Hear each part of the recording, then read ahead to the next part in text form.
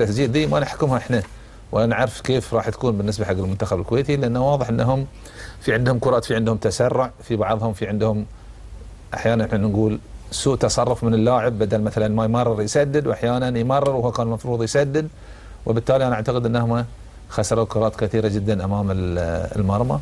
ما يعاب عليهم، انا اعتقد بعدهم انهم هادئين في المباراه الكويت ازيد من اللازم، يعني ال 45 دقيقه كان ممكن يحصلون كرات اكثر من اللي حصلوها في هذا الشوط.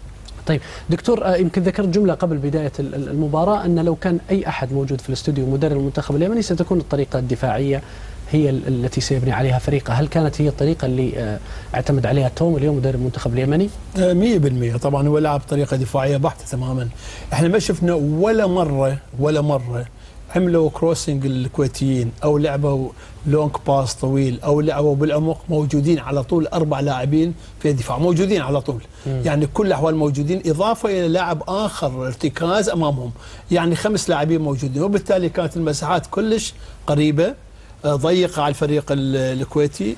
اضافه لهذا الفريق الكويتي لعب ببطء كبير جدا، يعني ايقاع بطيء، وساعد الحقيقه اليمنيين انه يكونوا في المنطقه، بالتالي انه يقربون المساحات وما يعطون فرصه للفريق الكويتي. لكن لو لاعبين اسرع، يعني صور الكويتيين الى 30 دقيقه يلعبوا بالعمق، كره مركبه وقدروا ان يفوتون يخترقون دفاع، لكن كان الحارس موجود في الوقت المناسب، وبالتالي ما عملوا اي شيء. وبالتالي انا اتصور يعني حقيقه المطوعي مثلا بالاضافه الى اللاعب فهد موجود خلفه، طلال ما عملوا شيء كبير جدا، يعني مجرد تمريرات بسيطه، لكن كان وليد عن جهه اليمين شوي خطوره عنده وقدر عده مرات يعمل، وفهد من جهه اليمين ايضا من يسار واليمين.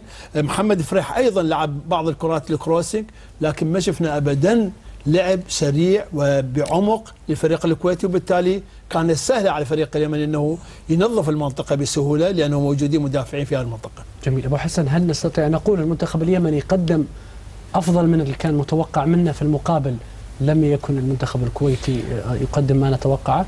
هو لا شك يعني انه تركيزه على الدفاع بالنسبه الى اي منتخب من مستوى المنتخب اليمني يجب ان يركز على الدفاع، وهذا ما عمل عليه بالتاكيد المدرب مع محاوله الاستفاده من اي مرتده، وهذا ما حصل بالدقيقه 26 ورأس الحربة كميل طارق سدد بيد الحارس الخالدي، وأيضا من ربما التهديف يكون من ركلة ثابتة ركنية في الدقيقة الأخيرة من المباراة ترتد أو يتطاول لها قلب الدفاع الرقم 5 وترتد من القائم.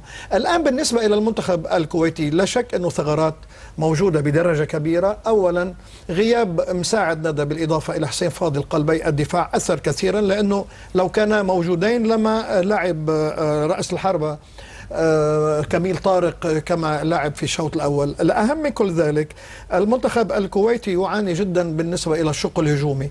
ما اعتمدوا جوران في هذه المباراة أنه لاعب رأسي حربة جنبا إلى جنب، وهما تحديدا فهد الرشيدي بالإضافة إلى يوسف ناصر، قريبان جدا من بعضهم بالبعض، بالتالي لم تبدو أي خطورة لا لهذا ولا لذاك، ولا سيما الرشيدي كان ضيف شرف على هذا الشوط.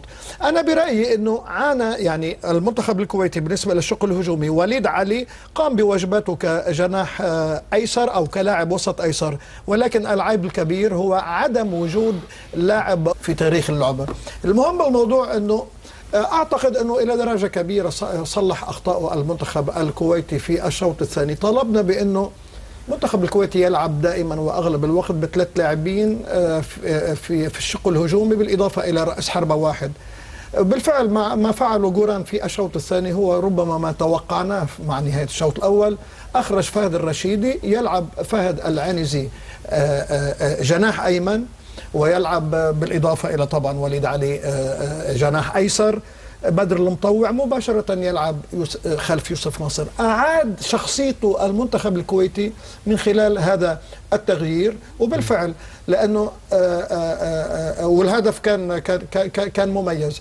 ولكن عموما وجود فهد العنزي عمل على توسيع المساحات والمسافات ما بين لاعبي خط الدفاع اليمني، وبالتالي سهلت مهمة بدر المطوع، سهلت مهمة يوسف ناصر، تغير شكل الفريق بدرجة كبيرة جدا.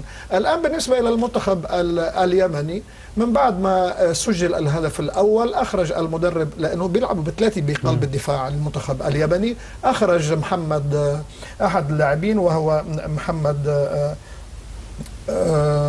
بخشان.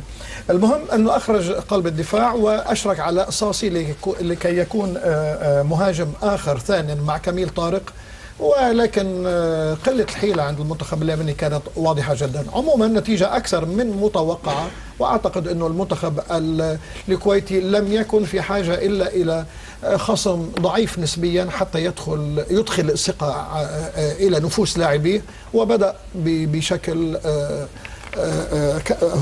هو المطلوب. هذا هو الهدف تحديدا مشعل. يمكن الحركة الوحيدة الممتعة على مدى 90 دقيقة من قبل الفريقين هذه الحركة، سنعيدها ربما الهدف. جميل. طيب أنا بعود لأعيد الحركة